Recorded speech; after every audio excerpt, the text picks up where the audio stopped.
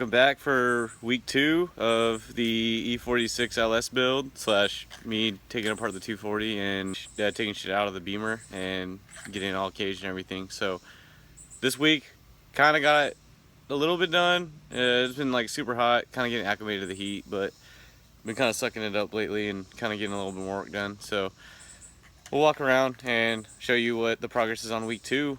Since there isn't that much footage today or stuff to show, I'm gonna throw in a little goodie of the 240 doing a burnout on my trailer.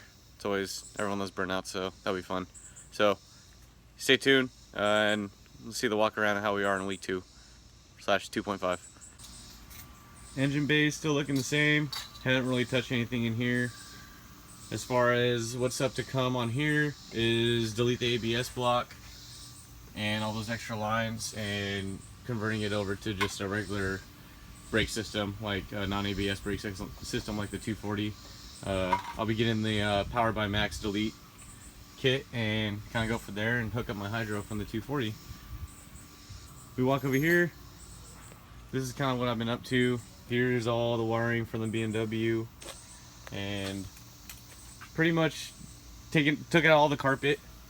Have a small amount of like this type of shit to take out and kind of tear more out.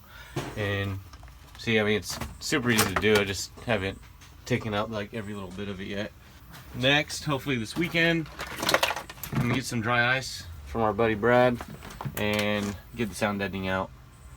I mean, I might possibly not just read a bit of it out, but I'm gonna get a good amount of it out for the cage and everything.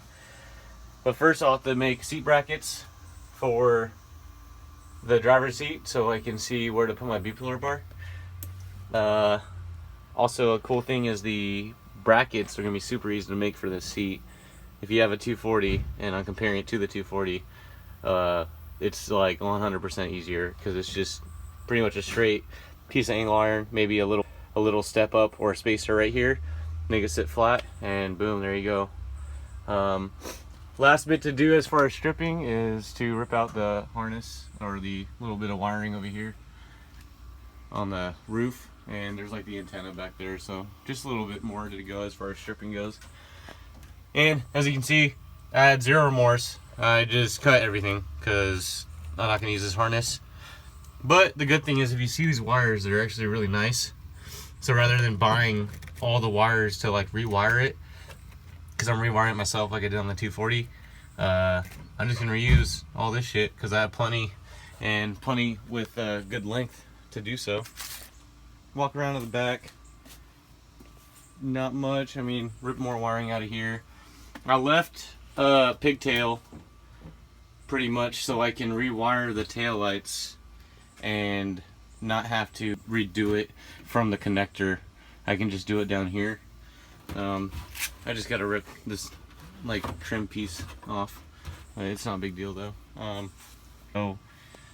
So I got the stock cluster. My idea for it is to have I'm gonna have like a fuse panel in this section right here.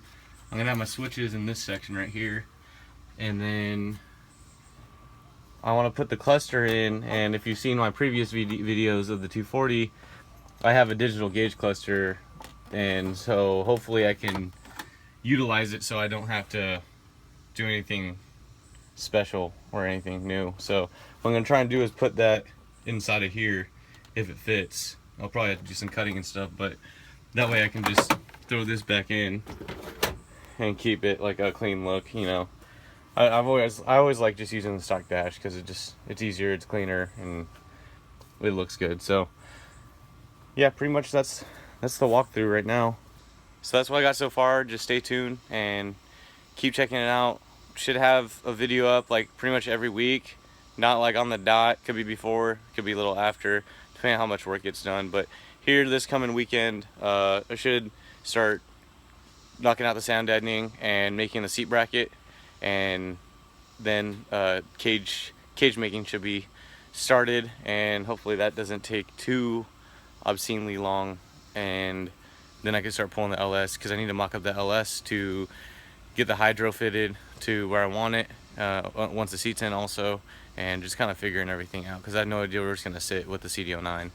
So a couple things to figure out, but I mean, we'll get there, and it's gonna be a pretty fun car. So check out this little video, about 45 seconds or so, of a pretty sweet